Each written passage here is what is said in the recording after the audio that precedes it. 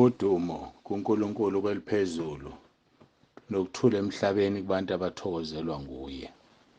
Babunsibando okubingelelayo ngithi uJesu Kristu inkosi. Siyamdumisa kuNkulunkulu kakhulu bangcwele kule ngosi yokubonga nokudumisa uNkulunkulu. Sigcina neFriday yokuxoxa kuyo. Kwazise besiney'nkonzo imvuselelo othongathi ebrentshini nayizolo safaka inkonzo yasentabeni ngoba ngangingekho. Siyambonga kuNkulunkulu wethu, simnikeza udumo kakhulu. Kwangathi kungaba yilona loyo angayibamba imfihlakalo leyo esayibanjelwa inkosi uJesu. Kwangathi kungaba yilona loyo phakathi kwethu angathi Nkosi, yini ofuna ngikwenzele yona? Nkosi, ngenza ibumba esandleni sakho. Kuze uNkulunkulu akhululeke abumbe lento ayifunayo. Phela wena vuma. Ngikhumbula u-Isaya wavuma u-Isaya uNkulunkulu wasemsebenzisa. Emva kokuba ebone umbono, abanye bayibona imibono kodwa kuyafana nje. Abanye bayibona imibono kodwa azikho izinto abazenzayo. Yazi uNkulunkulu, ngake ngayisho lento, uyakwazi ukukusebenzisa ungenisa abantu ezulwini wena ungayi. Uyakwazi ukukusebenzisa. uNkulunkulu angakusebenzisa uhlezi emkipitweni, ukipitile, uqhamuke nemfihlakalo zakhe wena ubungayi ezulwini. Hayi mhlawumbe awungizwanga. uNkulunkulu angakusebenzisa uvuka nephupho elingcolile, ube nombono lapho ozosiza abantu bayizulwini kodwa wena uyi. Angazi ukuthi usithatha phi isibindi sokuphatha udlulisa izinto zikaNkulunkulu, wazi ukuthi awukho right, uyisitshe esingcolile. Isitshe esingcolile. Uyakhuluma uNkulunkulu uthi ushaya sengathi njengawe. Yini ukuba uphathe isivumelwano sami ngomlomo wami? Kodwa wena uvumelana nabantu abangcolile, uvumelana neziphingi, uvumelana nabaqamba amanga, uvumelana nabahlebayo. Kodwa ube uphathe isivumelwano sikaNkulunkulu. Uyama nokuma ebandleni kodwa uyahleba. Uyama nokuma ebandleni uyibhubesi kwakho.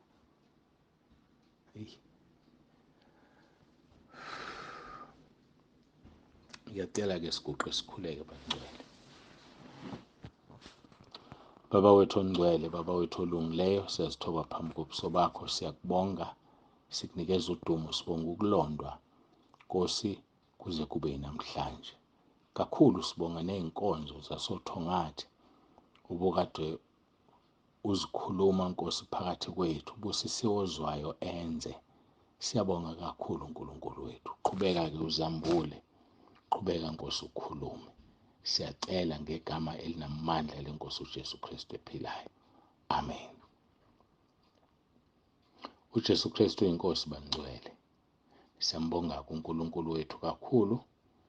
Asiyeke ezweni lethu esilijwayele, kodwa singalijwayeli ngokulilalela, silijwayele ngokulifunda. BaseThesalonika bokuqala chapter 5 siqala kuverse 16 sigcine kuverse 22. Thokozani njalo, khulekani ningaphezi. Kukho konke bongani ngokuba lokhu kuyintando kaNkulunkulu kuKristu Jesu ngani. Ningamcimi umoya, ningakudeleli ukuprofetha, vivinyani konke, nibambisise okuhle, dedani kukho konke okubonakala kukubi. Sifunde abaseThesalonika bokuqala chapter 5 verse 16 kuya kuverse 22. Bangcweleke masikhumbuzane, sikhuluma ngey'ngelosi nangeyunifomu yey'ngelosi. Khona sasesiqala kuNkulunkulu Baba, la sifunde khona ngaye lapha kuDaniel chapter 7 verse 9. Sase siya kuMathewu 17 lapho uJesu waphenduka khona esinye isimo. Ngiyafisa ke sithi kuyibukisana le ndaba. Lithi iBhayibheli lami emva kwensuku eziyisithupha uJesu wathabatha uPetro noJakobe noJohane umfowabo wakhuphukela nabo entabeni ende bebodwa. Waphenduka esinye isimo phambi kwabo. Ubuso bakhe bakhanya njengelanga, izingubo zakhe zabamhlophe njengokukhanya. Bheka kwabonakala kubo uMose noEliya bekhuluma naye. Ngikhumbula ubaba uZulu noma ubaba uMdutshana wase-Eastern Cape. Naye wabona inkosi uJesu othi umbala wayo ufana nelanga ayibhekeki. Uma ukwazi ukunika ilanga ikhala ungamnika uJesu. Okubashiya bese bumnyameni laba bathi uJesu umlungu, ngoba uJesu akayena umlungu. uJesu akayena umuntu omnyama. uJesu ufana nelanga. Unjani umbala welanga? Nathi siyokhanya njengelanga uma sesidlulile kulomhlaba. Sizofuza yena. Ayike emva kokuba ke ubuso bakhe bushintshile, izingubo zakhe zaba mhlophe njengokukhanya, lithi izwi lenkosi bheka kwabonakala kubo uMose noEliya bekhuluma naye. Asazi ukuthi yini eyikhulunywa lapho. Kodwa uPetro ekubona kwenzeka wathi, Nkosi, kuhle ukuba silapha. Uma uthanda ngizokwakha lapha amadokodo amathathu, elinye libe ngelakho, elinye libe ngelikaMose, elinye libe ngelika-Eliya. Awu uPetro ake esho into enhle ngelinye ilanga. uPetro ake akhombisa ungabi namona.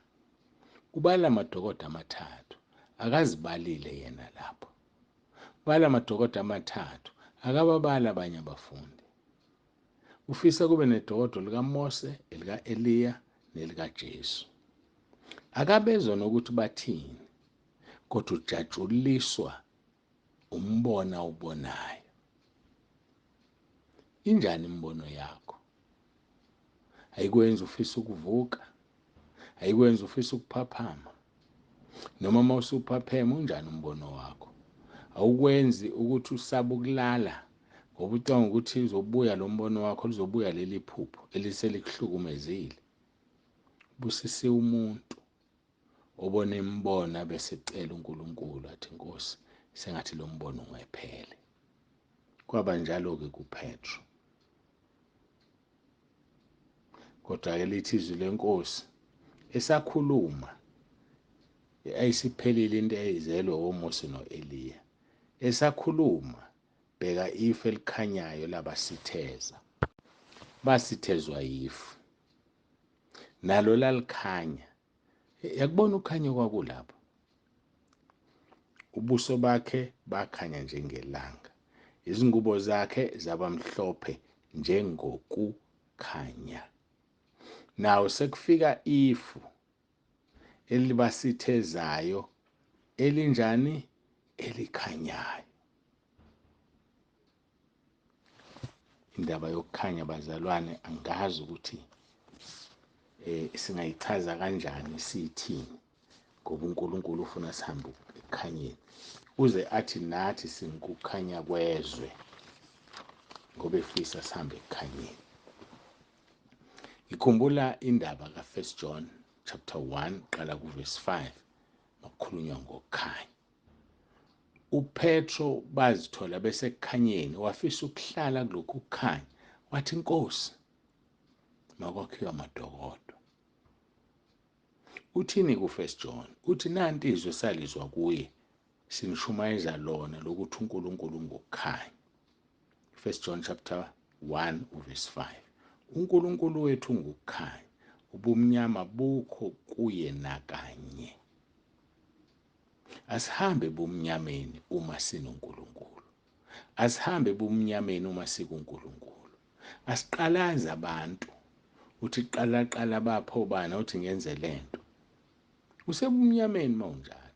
Ngoba uma ubusekukhanyeni uzokwazi ukuthi akusizi ukubalekela umuntu ngoba uNkulunkulu uyakubona. Uthi-ke uJohane umpostoli, nathi izwe salizwa kuye sinishumayeza lona lokuthi uNkulunkulu ngukukhanya, ubumnyama abukho kuye nakanye. Verse 6, uma sithi sinenhlanganyelo naye sibe sisahambe ebumnyameni, sinamanga asenze iqiniso. Ngani? Ngoba imisebenzi yobumnyama iyadalulwa. Ngiyambonga nje uNkulunkulu kulezi iy'nsuku baningi abantu abacela ukubhukhelwa befuna ukuhamba ekukhanyeni, befuna ukuveza izinto zabo ekukhanyeni, befuna ukuhlanzwa ngegazi likaJesu. Kungenza ngijabule phakathi enhliziyweni yami, kungenza ngibone ukuthi uJesu seyabuya. uJesu, abanye basalela, abanye abazi benzani, abanye basangabazi ukubhuka, angazi ukuthi babanjwe yini. Kodwa ngiyambonga uNkulunkulu, ngimbonga ngize ngifike lezi inyembezi, ngithi awu kodwa Nkosi, angazi ukuthi ukuba ngikulalelanga. Laba bantu ngabe bakuphi? Laba bantu ngabe baphilaphi? Besiyobanjani isihogo sami?